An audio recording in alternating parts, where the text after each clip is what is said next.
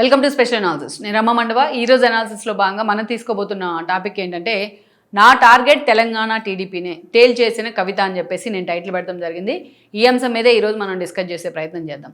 నేను చాలాసార్లు చెప్తా ఉన్నాను ఈ మధ్య, కవిత ఎప్పుడైతే తన తండ్రి మీద తిరుగుబాటు జెండా ఎగరేసి తన పార్టీని అనౌన్స్ చేసే ప్రయత్నం చేసిందో అప్పటి నుంచి కూడా ఫోకస్ ఒకటే ఉంది. నిజానికి అప్పటి నుంచే కాదు, ఎప్పుడైతే ఆమె సిబిఐ కేసులో ఈడీ కేసులో ఇరుక్కొని లిక్కర్ స్కామ్లో తిహార్ జైల్లో అంతకాలం ఉండి తిహార్ జైలు నుంచి బయటకు వచ్చిన తర్వాత ఆమెకి గతంలో లాగా తన తండ్రి వైపు నుంచి అంత ఆప్యాయత లభించలేదు, తన అన్న వైపు నుంచి వెల్కమ్ లభించలేదు. అప్పటి నుంచే ఆవిడకి అర్థమైంది, ఎన్ని రోజులు బీఆర్ఎస్లో ఉన్నా తను నెంబర్ 2 గానో నెంబర్ 3 గానో ఉండాలి, ఎప్పటికైనా కేటీఆర్కే ఆ రాజ్యాధికారం ఉంటుంది అనేది ఆవిడ డిసైడ్ అయిపోయింది.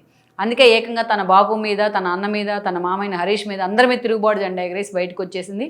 ఆ పార్టీ ద్వారా తనకు వచ్చిన ఎమ్మెల్సీ పదవిని కూడా వదులుకొని ఈరోజు పార్టీని కూడా అనౌన్స్ చేస్తూ ఉంది. సో ఇలాంటి సందర్భంలో డే 1 నుంచి మనం అబ్జర్వ్ చేస్తే కవిత టార్గెట్ ఒకటే ఉంది.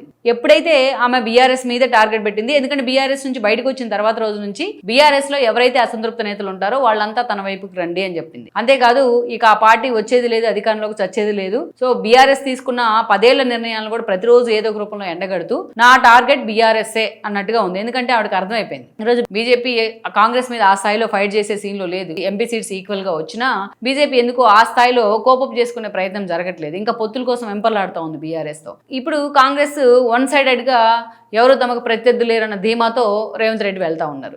ఆ బీఆర్ఎస్ ఎప్పుడైతే చతికిలు పడిందో మనం చూస్తే అసెంబ్లీ ఎన్నికలు ఓడిపోవడం, ఎంపీ ఎలక్షన్స్లో 0కు పడిపోవడం, ఒక కంటోన్మెంట్ కానీ అదేవిధంగా ఒక జూబ్లీ హిల్స్లో కేటీఆర్ పెర్ఫార్మెన్స్ 0 కావడం, ఆ తర్వాత వచ్చిన అనేక ఎన్నికలు పంచాయతీ కానీ మున్సిపాలిటీస్ కానీ అదేవిధంగా కార్పొరేషన్ కానీ వీటన్నిటిలో బీఆర్ఎస్ పెర్ఫార్మెన్స్ పెద్ద గుండు సున్నా కావడం, కనీసం సింగిల్ డిజిట్స్ వచ్చినాయి కొన్ని చోట్ల. ఇది ఇంకా పరువు పోగొట్టుకునే సందర్భం. ఇవి చూసిన తర్వాత చాలా మందికి అర్థమైంది ఏంటంటే బీఆర్ఎస్ పని అయిపోయింది అనేది ప్రూవ్ అవుతోంది, పని అయిపోయింది కాదు. ఇలాంటి టైంలో కవిత తిరుగుబాటు అనేది ఆ పార్టీని ఇంకా దెబ్బేస్తూ ఉంది. అందుకే ఆ పార్టీలో ఉండే భవిష్యత్తు ఉండదు అనే క్లారిటీ కవిత ఇస్తూ ఉంది. అందుకే మొన్నటిదాకా కవితను లిక్కర్ రాని అని తిట్టినోళ్ళు, అయితే కవిత మమ్మల్ని రోడ్డును పడేస్తుందని ఆ మీద విరుచుకుపడిన వాళ్ళు ఎవ్వరు కూడా బీఆర్ఎస్లో ఈరోజు మాట్లాడట్లా.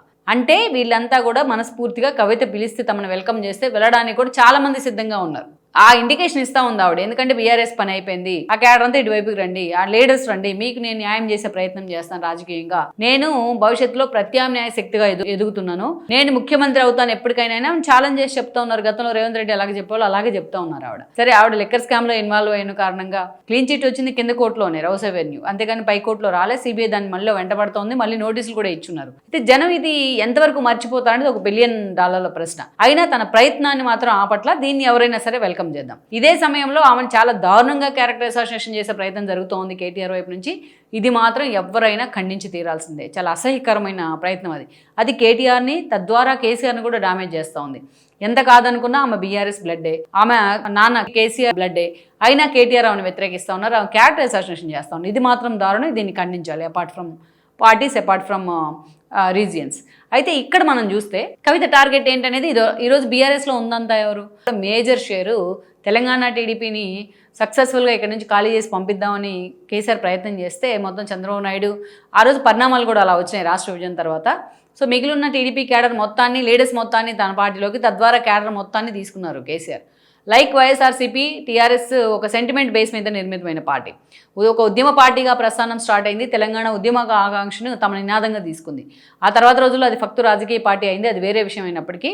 అంటే ఒక సెంటిమెంట్ బేస్ మాత్రమే ఆ పార్టీ రాజకీయాలు చేయగలదు. ఒక సంస్థాగత నిర్మాణం వెరీ పూర్ ఆ పార్టీకి. లైక్ వైఎస్ఆర్సీపీ మనం చూస్తే తెలంగాణ ఆకాంక్ష అన్నారు, ఆ తర్వాత తెలంగాణ కోసం బొంద పురుగునైనా ముద్దు పెట్టుకుంటా అనేవాళ్ళు, ఆ తర్వాత తెలంగాణ నేనే తెచ్చాను, నేనే జాతిపితను అన్నారు. ఆ తర్వాత చంద్రబాబు నాయుడు కాంగ్రెస్ కలిసి మళ్ళా తెలంగాణ ఏపీలో కలబోతుందని ప్రచారం చేశారు. చూడండి, మీరు ప్రతి ఎన్నికకు ఒక సెంటిమెంట్ కావాలి, టీఆర్ఎస్కి కానీ వైసీపీకి కానీ.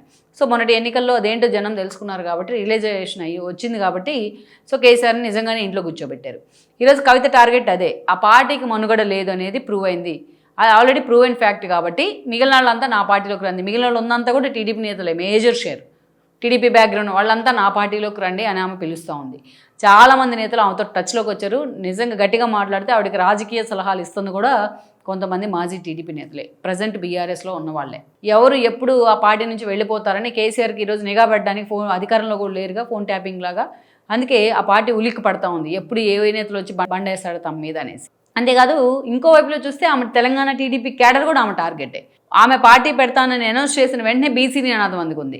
రేవంత్ రెడ్డిని టార్గెట్ చేస్తూ వచ్చింది. బీసీల అంశం మీద, రిజర్వేషన్ల అంశం మీద ధర్నాలు చేసింది, నిరసనలు చేసింది, అరెస్ట్ అయింది. ఇన్ని చేశారు కవిత ఈ విషయంలో. తెలంగాణలో టీడీపీకి ఉన్న ఓట్ బ్యాంక్లో బీసీ ఓట్ బ్యాంకే మేజర్ షేర్లో ఉంది. బీసీ ఓట్ బ్యాంక్ చాలా సాలిడ్గా ఉంది ఆ పార్టీకి.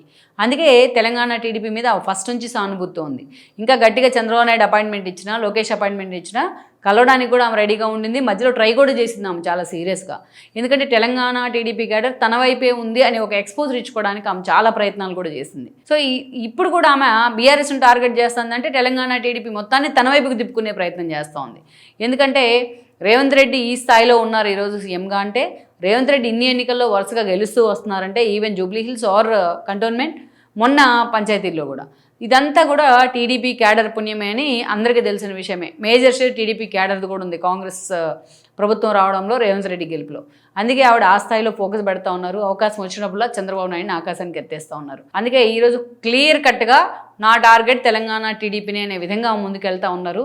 సో మొత్తానికైతే ఈ క్రమంలో ఇలాగ ఇంత సీరియస్గానే వెళ్తే బీఆర్ఎస్ ఖాళీ అవ్వడానికి పెద్ద టైం కూడా పట్టదు. ఇది విశ్లేషకుల అంచనా రాష్ట్రంలో.